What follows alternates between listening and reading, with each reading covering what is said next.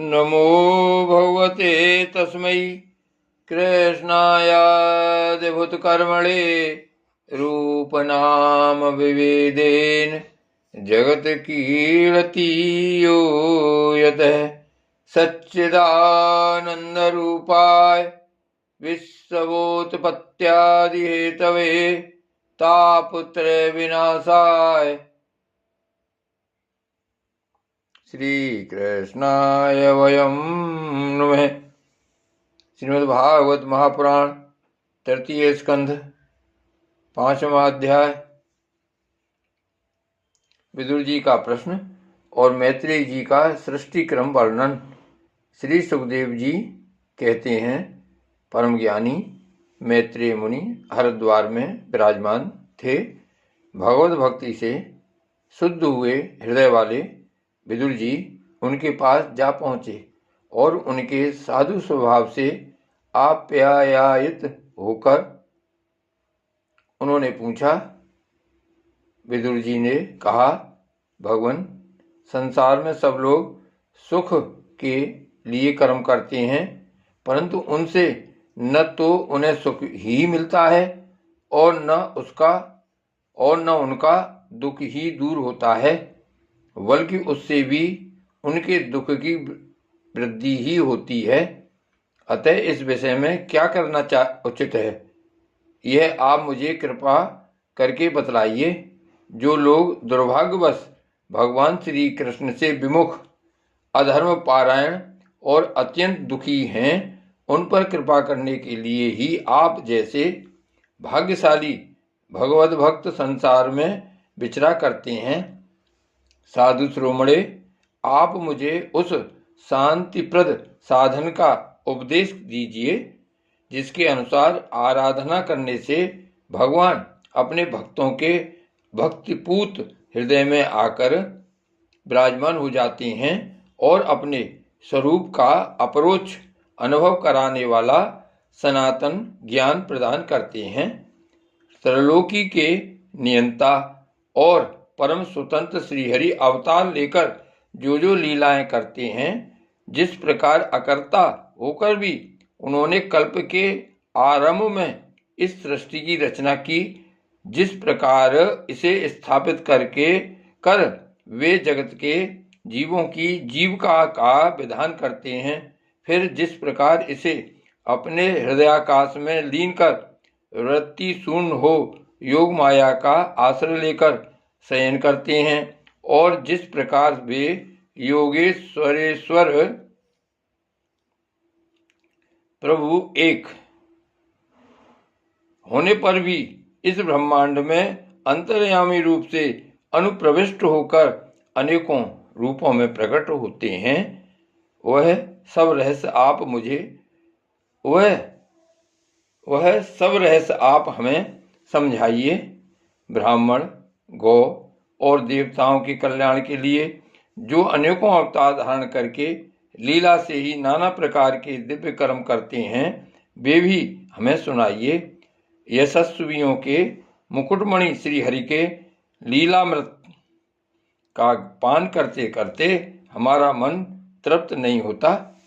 हमें यह भी सुनाइए कि उन समस्त लोकपतियों के स्वामी श्री हरि ने इन लोकों, लोकपालों और लोकालोक पर्वत से बाहर के भागों को, जिनमें ये सब प्रकार के प्राणियों के अधिकारानुसार भिन्न भिन्न भेद प्रतीत हो रहे हैं, किन तत्वों से रचा है।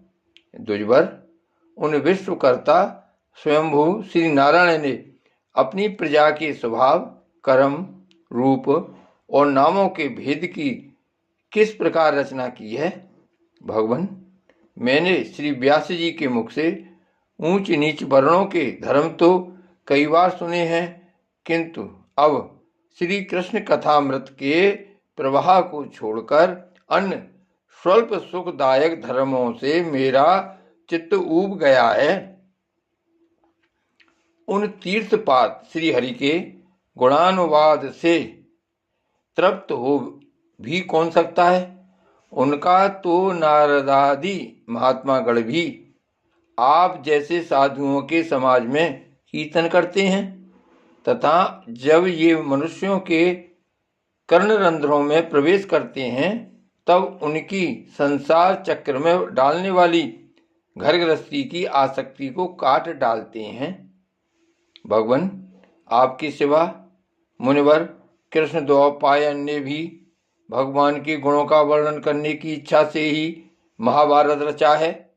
उसमें भी विषय सुखों का उल्लेख करते हुए मनुष्य की बुद्धि को भगवान की कथाओं की ओर लगाने का ही प्रयत्न किया गया है। यह भगवत कथा की रुचि श्रद्धालु पुरुष के हृदय में जब बढ़ने लगती है तब अन्य विषयों से उसे विरक्त कर देती है। वह भगवत चरणों के निरंतर चिंतन से आनंदमग्न हो जाता है और उस पुरुष के सभी दुखों का तत्काल अंत हो जाता है। मुझे तो उन सोचनियों के भी सोचनीय अज्ञानी पुरुषों के लिए निरंतर खेद रहता है जो अपने पिछले पापों के कारण श्री हरि की कथाओं से विमुख रहते हैं। हाय, काल भगवान उनके अमूल्य जीवन को काट रहे हैं और वे वाणी, देह और मन से व्यर्थ वाद विवाद, व्यर्थ चेष्टा और व्यर्थ चिंतन में लगे रहते हैं। मैत्रेय जी, आप दीनों पर कृपा करने वाले हैं, अतः भौरा जैसे फूलों में से रस निकाल लेता है उसी प्रकार इन लौकिक कथाओं में से इनकी सारभूता परम कल्याणकारी पवित्र कीर्ति श्री हरि की कथाएं छांटकर हमारे कल्याण के लिए सुनाइए। उन सर्वेश्वर ने संसार की उत्पत्ति, स्थिति और संहार करने के लिए अपनी माया शक्ति को स्वीकार कर राम कृष्णादि अवतारों के द्वारा जो अनेकों अलौकिक लीलाएं की हैं वे सब मुझे सुनाइए। श्री सुखदेव जी कहते हैं, जब विदुर जी ने जीवों के कल्याण के लिए इस प्रकार प्रश्न किया तब तो मुनि श्रेष्ठ भगवान मैत्रेय जी ने उनकी बहुत बड़ाई करते हुए यों कहा। श्री मैत्रेय जी बोले, साधु स्वभाव विदुर जी, आपने सब जीवों पर अत्यंत अनुग्रह करके यह बड़ी अच्छी बात पूछी है। आपका चित्त तो सर्वदा श्री भगवान में ही लगा रहता है, तथापि इससे संसार में भी आपका बहुत सुयश फैलेगा। आप श्री व्यास जी के औरस पुत्र हैं, इसलिए आपके लिए यह कोई बड़ी बात नहीं है कि आप अनन्य भाव से सर्वेश्वर श्री हरि के ही आश्रित हो गए हैं। आप प्रजा को दंड देने वाले भगवान यम ही हैं। मांडव ऋषि का शाप होने के कारण ही आपने श्री व्यास जी के वीर से उनके भाई विचित्र वीर की भोग पत्नी दासी के गर्भ से जन्म लिया है। आप सर्वदा ही श्री भगवान और उनके भक्तों को अत्यंत प्रिय हैं, इसीलिए भगवान निर्धाम पधारते हुए मुझे आपको ज्ञानोपदेश करने की आज्ञा दे गए हैं। इसलिए अब मैं जगत की उत्पत्ति, स्थिति और लय के लिए योग माया के द्वारा विस्तारित हुई भगवान की विभिन्न लीलाओं का क्रमशः वर्णन करता हूँ। सृष्टि रचना के पूर्व समस्त आत्माओं के आत्मा एक पूर्ण परमात्मा ही थे, न दृष्टा था न दृश्य। सृष्टि काल में अनेक वृत्तियों के भेद से जो अनेकता दिखाई पड़ती है वह भी वही थे, क्योंकि उनकी इच्छा अकेले रहने की थी। वे ही दृष्टा होकर देखने लगे, परंतु उन्हें दृश्य दिखाई नहीं पड़ा, क्योंकि उस समय वे ही अद्वितीय रूप से प्रकाशित हो रहे थे। ऐसी अवस्था में वे अपने को असत के समान समझने लगे। वस्तुतः वे असत नहीं थे, क्योंकि उनकी शक्तियां ही सोई थीं, उनके ज्ञान का लोप नहीं हुआ था। यह दृष्टा और दृश्य का अनुसंधान करने वाली शक्ति ही कार्य कारण रूपा माया है।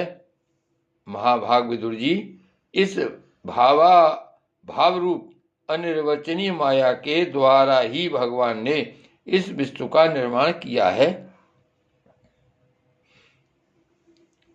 काल शक्ति से जब यह तृणमयी माया क्षोभ को प्राप्त हुई, तब उन इंद्रियातीत चिन्मय परमात्मा ने अपने अंश पुरुष रूप से उसमें चिदाभास रूप बीज स्थापित किया। तब काल की प्रेरणा से उस अव्यक्त माया से महतत्व प्रकट हुआ। वह मिथ्या ज्ञान का नाशक होने के कारण विज्ञान स्वरूप और अपने में सूक्ष्म रूप से स्थित प्रपंच की अभिव्यक्ति करने वाला था। फिर चिदाभास गुण और काल के अधीन उस महतत्व ने भगवान की दृष्टि पड़ने पर इस विश्व की रचना के लिए अपना रूपांतर किया। महतत्व के विकृत होने पर अहंकार की उत्पत्ति हुई, जो कार्य अधिभूत, कारण आध्यात्म और कर्ता अधिदैव रूप होने के कारण भूत, इंद्रिय और मन का कारण है। वह अहंकार वैकारिक, सात्विक, तेजस, राजस और तामस भेद से 3 प्रकार का है। अतः अहम तत्व में विकार होने पर वैकारिक अहंकार से मन और जिनसे विषयों का ज्ञान होता है वे इंद्रियों के अधिष्ठाता देवता हुए। तेजस अहंकार से ज्ञानेन्द्रियां और कर्मेंद्रियां हुई तथा तामस अहंकार से सूक्ष्म भूतों का कारण शब्द तन्मात्रा हुआ।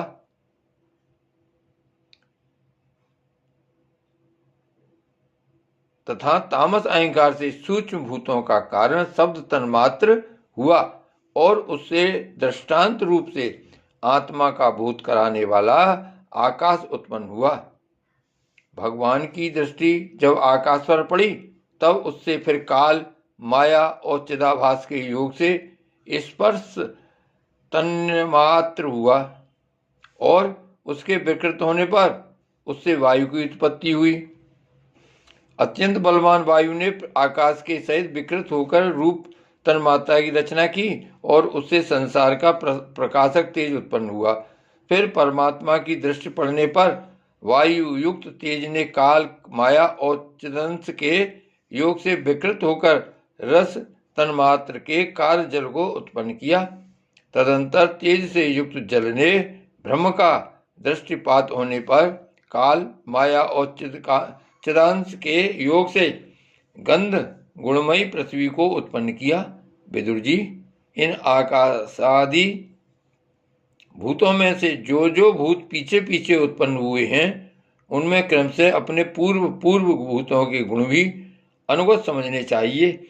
ये महतत्वादि के अभिमानी विकार, विक्षेप और चेतनांश विशिष्ट देवगण श्री भगवान के ही अंश हैं, किंतु पृथक पृथक होने के कारण जब ये विश्व रचना रूप अपने कार्य में सफल नहीं हुए तब हाथ जोड़कर भगवान से कहने लगे। देवताओं ने कहा, देव, हम आपके चरण कमलों की वंदना करते हैं। ये अपनी शरण में आए हुए जीवों का ताप दूर करने के लिए छत्र के समान हैं तथा इनका आश्रय लेने से यतिजन अनंत संसार दुख को सुगमता से ही दूर फेंक देते हैं। जगतकर्ता जगदीश्वर, इस संसार में तापत्रय से व्याकुल रहने के कारण जीवों को जरा भी शांति नहीं मिलती। इसलिए भगवान, हम आपके चरणों की ज्ञानमयी छाया का आश्रय लेते हैं। मुनिजन एकांत स्थान में रहकर आपके मुख कमल का आश्रय लेने वाले वेद मंत्र रूप पक्षियों के द्वारा जिनका अनुसंधान करते रहते हैं तथा जो संपूर्ण पाप नाशनी नदियों में श्रेष्ठ श्री गंगा जी के उद्गम स्थान हैं, आपके उन परम पावन पाद पद्मों का हम आश्रय लेते हैं। हम आपके चरण कमलों की उस चौकी का आश्रय ग्रहण करते हैं जिसे भक्तजन श्रद्धा और श्रवण कीर्तन आदि रूप भक्ति से परमार्जित अंतःकरण में धारण करके वैराग्य पुष्ट ज्ञान के द्वारा परम धीर हो जाते हैं। ईश, आप संसार की उत्पत्ति, स्थिति और संहार के लिए ही अवतार लेते हैं। अतः हम सब आपके उन चरण कमलों की शरण लेते हैं जो अपना स्मरण करने वाले भक्तजनों को अभय कर देते हैं।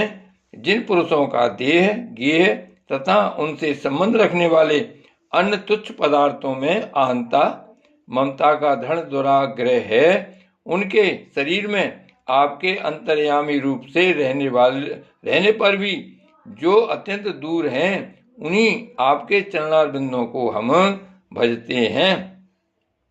परम यशस्वी परमेश्वर, इंद्रियों के विषयाभिमुख रहने के कारण जिनका मन सर्वदा बाहर ही भटका करता है, वे पामर लोग आपके विलासपूर्ण पाद विन्यास की शोभा के विशेषज्ञ भक्तजनों का दर्शन नहीं कर पाते। इसी से वे आपके चरणों से दूर रहते हैं। देव, आपके कथामृत का पान करने से उमड़ी हुई भक्ति के कारण जिनका अंतःकरण निर्मल हो गया है, वे लोग वैराग्य ही जिसका सार है, ऐसा आत्मज्ञान प्राप्त करके अनायास ही आपके वैकुंठ धाम को चले जाते हैं।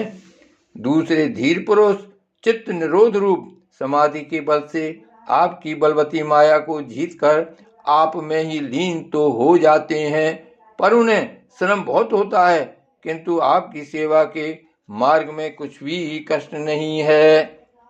आदिदेव, आपने सृष्टि रचना की इच्छा से हमें तृणमय रचा है, इसलिए विभिन्न स्वभाव वाले होने के कारण हम आपस में मिल नहीं पाते और इसी से आपकी कीड़ा के साधन रूप ब्रह्मांड की रचना करके उसे आपको समर्पण करने में असमर्थ हो रहे हैं।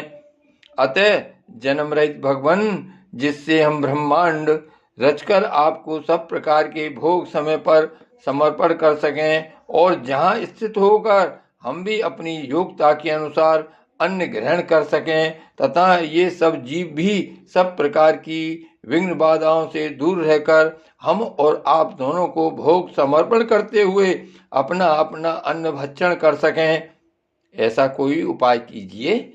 आप निर्विकार पुराण पुरुष ही अन्य कार्य वर्ग के सहित हम देवताओं के आदि कारण हैं।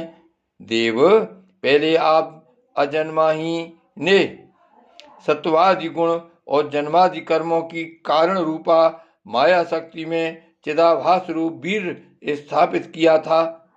परमात्मा देव में तत्वादि रूप हम देवगण जिस कार्य के लिए उत्पन्न हुए हैं, उसके संबंध में हम क्या करें। देव, हम पर आप ही अनुग्रह करने वाले हैं, इसलिए ब्रह्मांड रचना के लिए आप हमें क्रिया शक्ति के सहित अपनी ज्ञान शक्ति भी प्रदान कीजिए। श्री भागवत भगवान की जय। श्री वल्लभाधीश की जय। श्री गोवर्धननाथ की जय। श्याम स्वरूप श्री अम्बे महारानी की जय। श्री गोकुलनाथ की जय। जय जय श्री गोकुलेश, जय जय श्री गोकुलेश।